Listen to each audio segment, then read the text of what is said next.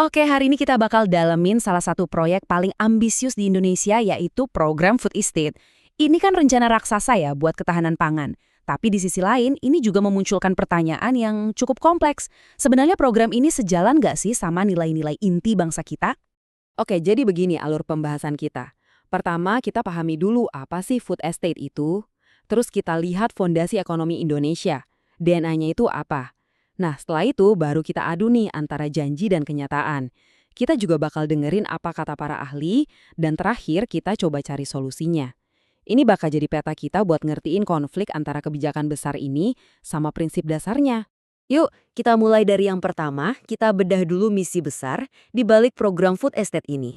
Coba bayangkan, gimana caranya menjamin makanan buat hampir 300 juta orang? Pertanyaan ini kan gede banget skalanya. Ini bukan masalah sepele. Dan ya, Food Estate inilah jawaban pemerintah buat tantangan raksasa tersebut. Kalau kita lihat di atas kertas ya, tujuan-tujuan ini kelihatan bagus banget. Meningkatkan produksi pangan nasional, mengurangi impor, bikin lapangan kerja baru, mendorong ekonomi daerah, sampai menyejahterakan masyarakat, khususnya petani. Ya, siapa yang nggak setuju kan? Ini narasi resminya, ini janjinya. Nah, sebelum kita menilai program ini lebih jauh, kita perlu mundur sedikit. Kita harus paham dulu cetak biru atau DNA ekonomi yang unik dari Indonesia. Karena dari sinilah kita bisa menilai apakah program ini salah jalur atau tidak. Nah, inilah dia intinya. Sistem Ekonomi Pancasila atau biasa disingkat SEP. Ini tuh bukan sistem yang cuma ngejar untung-untung dan untung. Bukan. Ini soal keseimbangan. Keseimbangan antara pertumbuhan ekonomi, keadilan sosial, dan nilai kemanusiaan. Jadi semua kegiatan ekonomi itu harus mikirin kesejahteraan bersama, bukan cuma profit individu. Ini fondasi idealnya. Terus, apa sih artinya kekeluargaan sama gotong royong di dunia ekonomi? Nah, slide ini nunjukin perbedaannya dengan jelas banget. Bukan persaingan bebas yang liar, tapi semangat kekeluargaan. Bukan individualisme tapi gotong royong. Kesejahteraan bersama di atas keuntungan pribadi. Di sini peran negara tuh sebagai pelindung, bukan membiarkan pasar berkuasa penuh. Jadi kebayangkan bedanya? Oke, sekarang kita masuk ke bagian paling krusial. Saatnya kita benturkan antara janji-janji program Food Estate dengan kacamata sistem ekonomi Pancasila. Kita lihat, cocok atau justru tabrakan? Disinilah mulai kelihatan gesekannya. Coba kita lihat, prinsip SEP itu kan keadilan sosial. Tapi laporan di lapangan nunjukin kalau distribusinya nggak merata, malah lebih menguntungkan korporasi besar. Terus ada prinsip pemberdayaan. Kenyataannya, petani lokal seringkali malah jadi buruh, bukan jadi bos di tanahnya sendiri.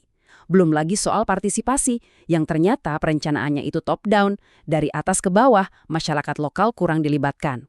Ujung-ujungnya, ini beresiko memperkuat apa yang disebut oligarki ekonomi. Kelihatan kan, ada jurang yang cukup dalam antara cita-cita dan realita. Jadi siapa yang pegang kendali sebenarnya? Analisis dari sumber kita nunjukin ada struktur kekuasaan yang jelas. Negara sebagai pembuat kebijakan. Lalu pasar ya, korporasi-korporasi besar yang ngurusin investasi dan produksi. Terus masyarakat lokal di mana posisinya? Seringnya mereka ada di posisi paling lemah. Mereka yang menghadapi resiko paling besar, mulai dari konflik lahan, sumber daya alamnya diambil, sampai kerusakan lingkungan. Ini dinamika yang beresiko.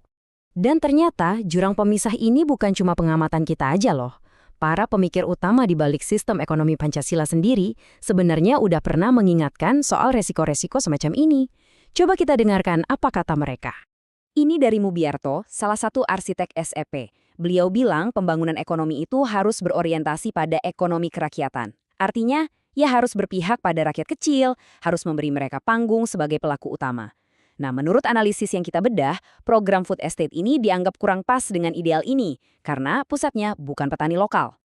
Lalu ada juga pandangan dari Sri Edi Swasono.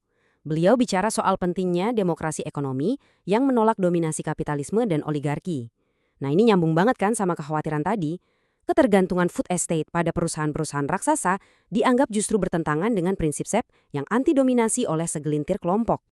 Oke, cukup dengan kritiknya. Sekarang, kita coba lihat sisi solutifnya. Gimana caranya supaya program sebesar ini bisa diperbaiki? Gimana cara menyelaraskan lagi kebijakan ini dengan nilai-nilai luhur bangsa? Sumber analisis kita nawarin 4 langkah konkret sebagai jalan ke depan. 1. Perkuat ekonomi kerakyatan. Maksudnya, jadikan koperasi dan kelompok tani itu pemain utamanya, bukan cuma penonton. 2. Pastikan ada partisipasi. Libatkan masyarakat lokal dari awal sampai akhir, jangan cuma jadi objek. 3. Bikin regulasi yang adil yang bisa mencegah monopoli. Dan yang terakhir, nomor 4, prioritaskan keberlanjutan. Jaga ekosistem, karena itu sumber kehidupan masyarakat juga. Ini resepnya, biar ketahanan pangan bisa tercapai tanpa mengorbankan keadilan. Jadi kesimpulannya apa? Gini, program food estate ini punya potensi yang luar biasa besar, tapi butuh koreksi arah yang serius. Tujuannya bukan cuma sekedar yang penting ada makanan, tapi gimana caranya makanan itu ada dengan cara yang adil dan menyejahterakan semua, bukan segelintir pihak saja.